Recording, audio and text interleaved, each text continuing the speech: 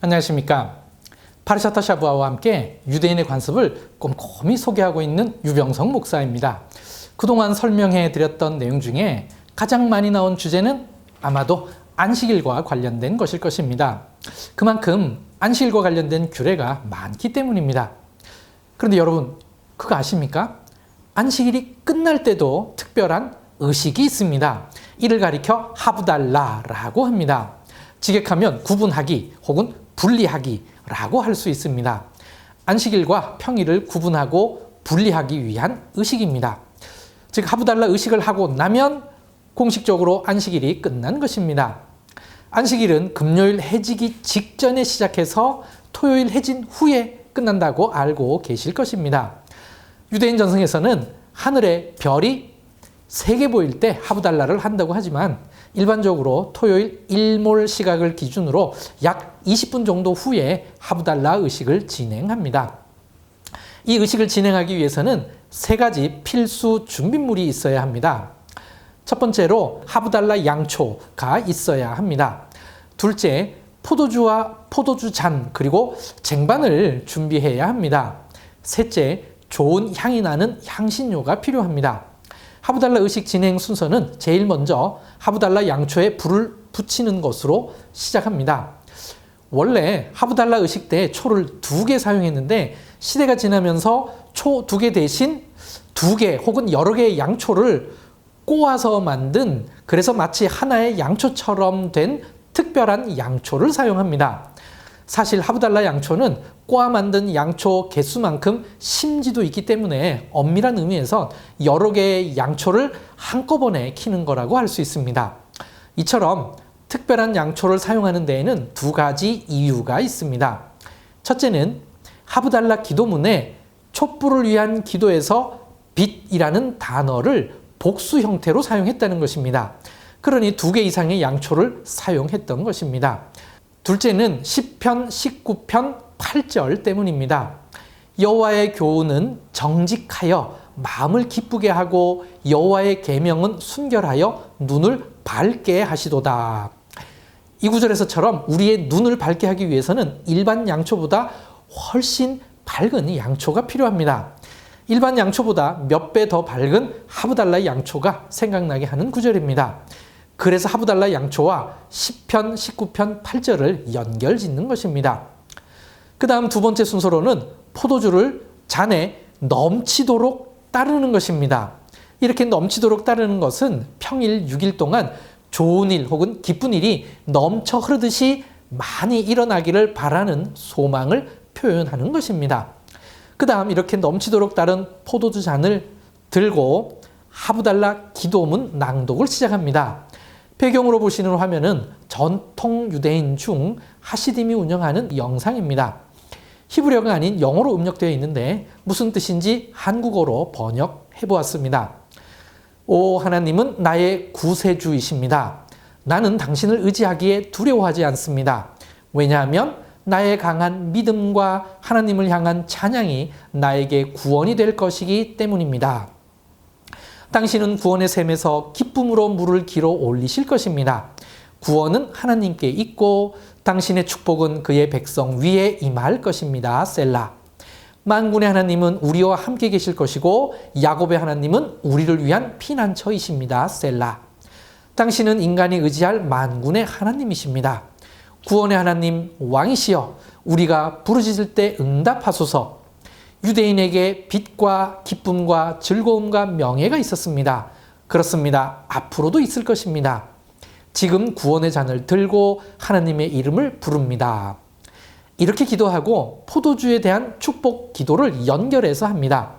나의 주 하나님 우주의 왕이시여 포도의 열매를 창조하신 당신에게 복이 있을지어다. 이에 대해 가족이 함께 아멘으로 화답합니다. 이렇게 포도주에 대한 기도를 한 후 포도주잔을 내려놓고 향신료를 들고 이번에는 향신료를 위한 축복 기도를 합니다. 나의 주 하나님 우주의 왕이시여 향기나는 모든 것을 창조하신 당신에게 복이 있을지어다. 이렇게 기도하고 향신료를 서로 돌려가며 향기를 맡습니다. 이제 3번째로 촛불을 위한 기도를 합니다. 주로 촛불은 아이가 들고 있는데 아이가 높이 들 수 있을 만큼 최대한 높이 들도록 합니다. 그리고 손을 오므려서 손톱이 촛불에 보일 수 있도록 손을 촛불을 향하도록 합니다. 그리고 촛불에 대한 기도를 합니다. 나의 주 하나님, 우주의 왕이시여 불의 빛들을 창조하신 당신에게 복이 있을지어다. 손을 오므려 촛불에 가까이 가져가는 이유는 앞에서도 설명했듯이 눈을 밝게 해주는 빛을 바라보기 위함입니다. 일부 유대인은 손을 오므리면 손가락 그림자가 손 안에 보이는데 이제 안식일은 끝났고 다시 열심히 일해야 하는 평일이 되었음을 상기시키기 위함이라고도 합니다. 이렇게 기도한 후 내려놓았던 포도주 잔을 들어 올리고 마지막으로 안식일과 평일을 구분하는 기도를 합니다. 나의 주 하나님, 우주의 왕이시며 거룩한 날과 평일, 빛과 어두움, 이스라엘과 다른 민족들, 일곱째 날과 일해야 하는 6날을 구분하시는 분에게 복이 있을지어다. 거룩한 날과 평일을 구분해 주시는 하나님 당신에게 복이 있을지어다. 이렇게 기도한 후 기도 낭독을 주관했던 가장이 이 포도주를 마십니다. 다 마시지 않고 일부는 남기는데 이때 남긴 포도주로 하브달라 촛불에 부어서 촛불을 끕니다. 이때 서로 샤부아톱이라고 인사하면 실질적으로 안식일이 끝나고 평일이 시작됩니다. 샤부아톱은 좋은 한 주간 되세요 라는 뜻입니다. 일부 유대인은 이때 남겨진 포도주를 손가락에 묻혀서 눈썹에 바르기도 합니다. 이렇게 하면 눈이 보호되고 시력이 보호된다고 해서 그렇게 한다고 합니다. 지금까지 유대인이 어떻게 안식일을 끝내는지 알아보았습니다. 유대인에게는 안식일의 시작도 중요하지만 안식일의 끝도 중요한 것이었습니다. 하브달라 의식에서는 빛이 주는 의미가 아주 중요합니다. 안식일을 빛에다 은유했기 때문입니다. 신약에서 예수님을 가리켜 빛이라고 했습니다. 마태복음 4장 16절 흑암에 앉은 백성이 큰 빛을 보았고 사망의 땅과 그늘에 앉은 자들에게 빛이 빛이었도다 하였느니라. 요한복음 1장 9절 참 빛 곧 세상에 와서 각 사람에게 비추는 빛이 있었나니. 예수님은 큰 빛이시고 참 빛이십니다. 그러므로 안식일의 주인이십니다.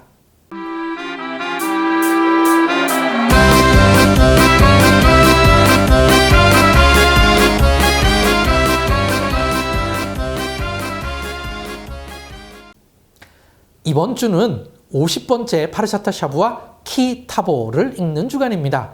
본문은 신명기 26장 1절에서 29장 9절까지입니다. 제목 키타보는 내가 들어가서 라고 번역되어 있습니다. 키타보의 주요 내용은 다음과 같습니다. 하나님께 대한 신앙 고백, 그리심산과 에발산 선언, 순종할 때 주는 축복, 불순종에 대한 저주, 모압 땅에서의 언약입니다. 제가 이스라엘에서 성경의 땅 답사를 인도하면서 가장 많이 받았던 질문 중에 하나가 젖과 꿀에 대한 질문입니다. 이스라엘에는 광야 지역이 60%나 되는데 어떻게 젖과 꿀이 흐르는 땅이 될 수 있느냐는 질문이 대부분이었습니다. 특별히 이번 주 파르샤타 샤부아에서는 이 용어가 무려 3번이나 나옵니다. 신명기 26장 9절, 15절, 그리고 27장 3절입니다. 그중 신명기 26장 9절을 읽겠습니다.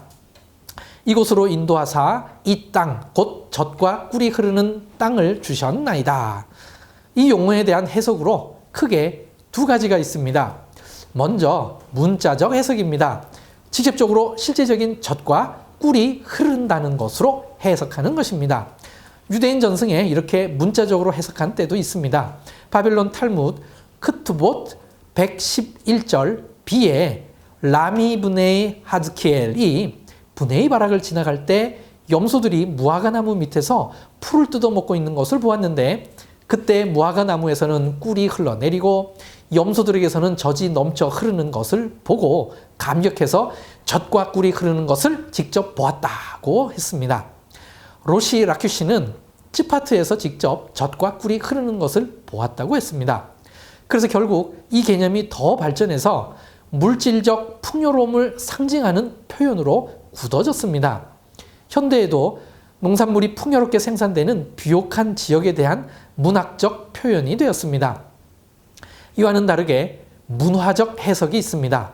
젖은 유목민의 유목 문화에 대한 축복을 상징하는 것이고, 꿀은 정착민의 농경 문화에 대한 축복을 상징하는 것입니다. 젖과 꿀이 흐르는 땅이란 하나님이 그의 백성에게 주시겠다고 약속한 땅으로 유목과 농경이 동시에 축복받는 총체적인 축복의 땅임을 표현한 것입니다. 이 개념을 알면 광야도 축복의 땅으로 젖과 꿀이 흐르는 땅이 될 수 있는 것입니다. 농사에 부적합한 것처럼 보이는 광야일지라도 그 속에서 유목민이 양과 염소를 키우면서 하나님의 축복을 누릴 수 있기 때문입니다. 가나안 땅은 애굽에서 머물던 고센 땅보다는 비록 덜 비옥한 땅일지라도 하나님의 총체적인 축복인 유목민에 대한 축복과 정착민에 대한 축복을 동시에 경험할 수 있는 땅입니다. 그래서 젖과 꿀이 흐르는 땅인 것입니다. 결론적으로 젖과 꿀이 흐르는 땅은 단순히 물질적으로 풍요로운 땅이 아니라 하나님의 축복이 임하는 땅이라는 개념입니다. 키타보와 함께 읽을 신약 말씀은 베드로전서 2장 1절에서 10절까지입니다. 그중 베드로전서 2장 2절을 읽겠습니다. 갓난 아기들 같이 순전하고 신령한 젖을 사모하라. 이는 그로 말미암아 너희로 구원에 이르도록 자라게 하려 함이라. 이 구절에서 신령한 젖은 하나님의 말씀을 의미합니다. 시편 119편 103절에 이런 말씀이 있습니다. 주의 말씀의 맛이 내게 어찌 그리 단지요 내 입에 꿀보다 더 다니이다. 결국 베드로전서 2장 2절과 시편 119편 103절의 개념을 연결 지으면 하나님의 말씀이 곧 젖과 꿀이 될 수 있습니다. 하나님께서 그의 백성에게 약속한 땅은 젖과 꿀이 흐르는 땅입니다. 우리가 구원에 이르도록 자라기 위해서는 신령한 젖을 사모해야 한다고 했습니다. 우리 모두 신령한 젖과 꿀보다 더단 하나님의 말씀을 사모해야 할 것입니다. 이를 통하여 구원에 이르는 성숙한 성도가 되기를 노력하는 저와 여러분 되시길 바랍니다.